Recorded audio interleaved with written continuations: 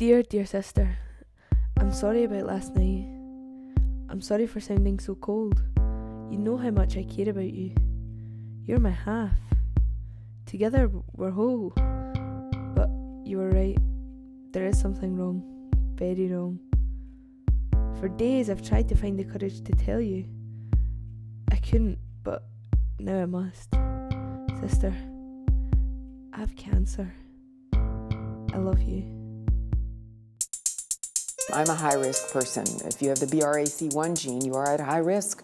And even if you don't, sometimes you're at high risk. And so there are programs for people to understand and deal with that, because there are decisions one has to make.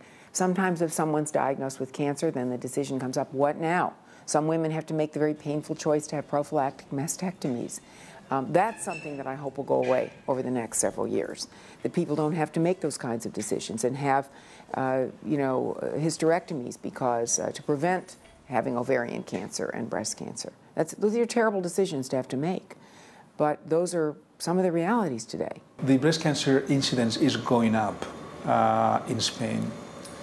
We have not reached as yet the figures that occur in Northern Europe, for example, so we are not there. So we have less breast cancer incidence than in the UK, for example, or in the Scandinavian countries. But the number of cases is going up. If women all had access to the early detection programs and to the new treatments that are available, we could get the death rate up to about 90%. From the survival rate? The survival rate, yes, up to about 90%, whereas today in some countries it's 70, in some 75, and others 80%. Is breast cancer still the #1 killer for women in Brazil? Or? Yes. The first causes of mortality in women for cancer is breast cancer. There are many women that come to INCA in advanced stage of cancer. Very, very importantly, in the last 15 years, we have seen emerging the importance of cancer of the breast in the urban setting in India. So all the urban cities, starting from Mumbai, Ahmedabad, Delhi, Bangalore, very recently Chennai, breast cancer has switched tracks with cervical cancer to be the #1 cancer. Is it a lifestyle change, you think, that is brought it about? It is absolutely a lifestyle change. No, there is definitely a greater incidence and more women being diagnosed. And I would say that a lot of that may be the result of these early detection and mammography screening programs. Because women are more aware that they should go early, naturally there will be more detection of breast cancer. But this is positive because it will be detected when it's extremely small, when it can be treated, and when there is the greatest possibility of a total cure. Lung cancer in Poland is absolutely dominating.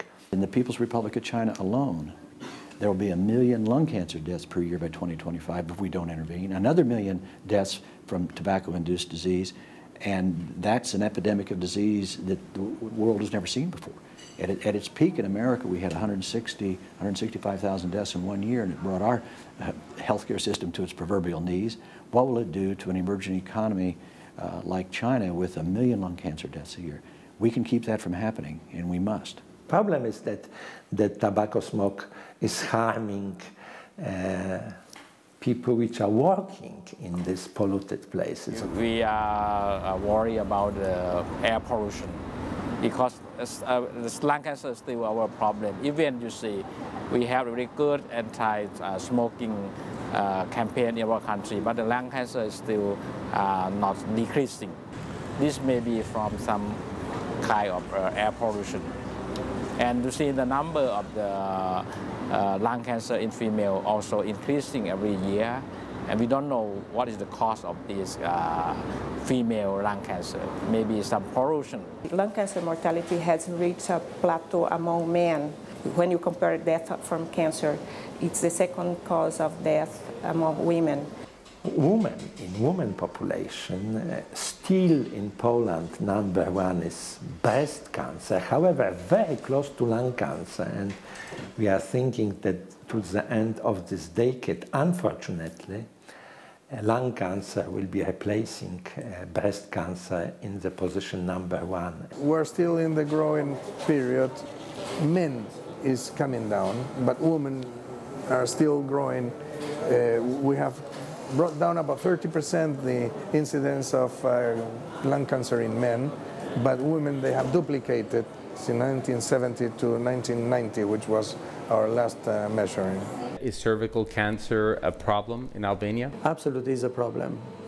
Absolutely. It's the second most common cancer after breast cancer in the woman. Cervical cancer is the second cause of cancer in humans in Brazil.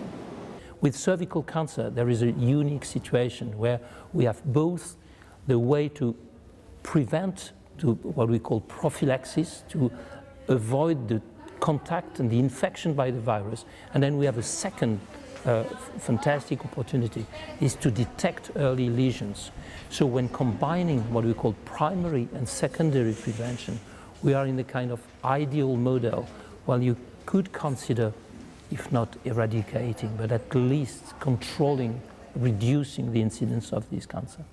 While the picture of cancer in Australia is still dominated by the big cancers of breast, colon, prostate, which really is a pattern throughout the developed world, the fastest increasing cancer in New South Wales is in fact liver cancer, and that's being driven largely by immigration from hepatitis B endemic countries. A lot of times we see liver cancer late, and I think certainly screening of patients with hepatitis B carriers has made an impact in picking up liver cancer early. We have good surgical techniques, good surgeons who can resect liver cancer early. But once you get liver cancer, the advanced stages, we are starting to look at drugs that target particular pathways in liver cancer. These drugs are all coming into the market. They're all being tested in clinical trials. We're looking at chemotherapy in liver cancer, although it doesn't really work very well. So I think in terms of treating liver cancer in the advanced stages, we're still a long way to go.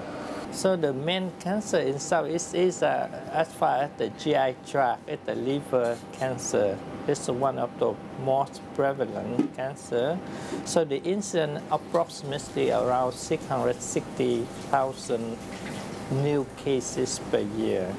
However, the therapeutic that we have now are not very effective. So the incidence and the mortality rate are almost the same.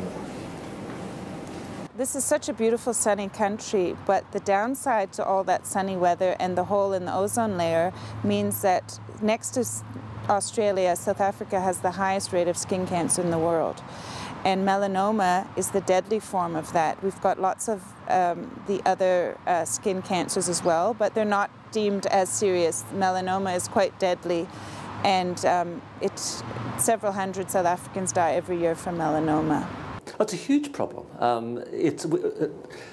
Melanoma is an Australian disease. We have the unfortunate conjunction of an Anglo-Celtic population living in the most UV-intensive environment in the world, and a tremendous fondness for sunbathing on the beach. So that produces a huge burden of melanoma, a burden that continues to rise, particularly in older people. What is encouraging about the melanoma story is that it appears that trends in melanoma are going down in younger birth cohorts. So people under the age of 40, they're showing progressively a decline in incidence in melanoma, and we believe that's due, at least in part, to the effectiveness of sun protection campaigns that have been run in this country through the cancer councils around the country for the last 30 years. It also, I think, is very encouraging to realise that while, of course, the idea of a cure for cancer is on everyone's lips and we spend an enormous amount of money, there actually hasn't been a lot of progress in the treatment of melanoma over those 30 years. The benefits we have seen have come from prevention campaigns. What catches people's attention about melanoma is that it is a disease that affects men and women equally. It affects a very broad spread of the population.